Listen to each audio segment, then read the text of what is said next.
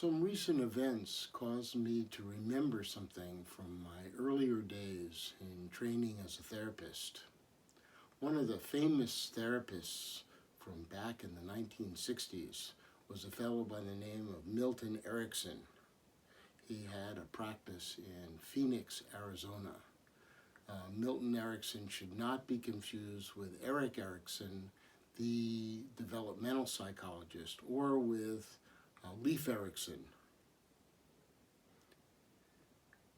Milton Erickson was quite famous and people came to see him from all over the world. And one of the things that he liked to do with patients was he would give them behavioral experiments. And one of the experiments that he was fond of was to have people go and hike up a trail to the top of Squaw Peak outside of Scottsdale. Not particularly high, but it gives you a good panorama of the view below. It's about 2,600 feet off the ground. Before people would walk up there, he would oftentimes say to them, "Now take a look at the cactus. There are some big yarrow cactuses that are 10 feet tall, 12 feet tall that you will see along the way. Just pay attention to one of them. Go up close. Examine it carefully. But don't try to hug it because they're prickly. When you get to the top of Squaw Peak, about a 2-mile plus hike, take a look around, and in your next session, tell me what you experienced." Some of the people got it. Some people realized, oh, this cactus I saw on the ground, it was very big, very prickly. But when I got to the top of the peak, I looked out and I saw that cactus. And then I saw thousands of cacti. And I realized everybody has their own cactus. The cactus is a symbol of our problems. So when people experience their cactus right up close, it's very big, lots of trouble.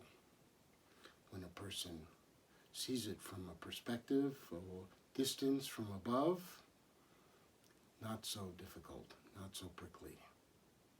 Now, the event that caused me to consider this was that this was the 50-year anniversary of the moon landing.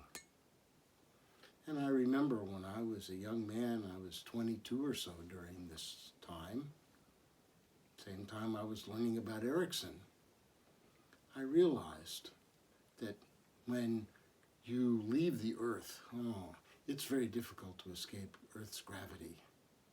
This is very tough. I looked it up. It takes 7.9 million foot-pounds of thrust to get into orbit. But when you're in orbit and you're going around the Earth, you don't see the cactus. All you see is shape and color. You've escaped the Earth's gravity in the same way that the mind, leaving the desire realm, goes to the next higher realm called the form realm. In the form realm, we see objects, but we don't connect with them in the same way. We don't have desire. We don't have craving for that.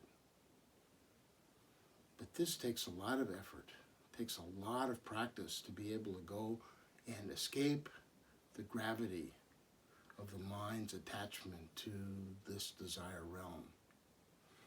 But when the mind is orbiting, it just sees shape and color. Then they left Earth's orbit. They changed their trajectory of the space capsule and they gave it a short burst of only 79,000 foot-pounds, just a small percentage of what they needed to leave the Earth's gravity. Just to leave the orbit didn't take very much energy, and they went out into space. they looked back and they saw the earth all the way from the moon. They saw the earth, we called it the blue marble, just very amazing to see the earth from that perspective. And other vehicles like Voyager went out far enough that the earth became just a tiny dot. We call this going into the formless realm of the mind. The first one is called infinite space.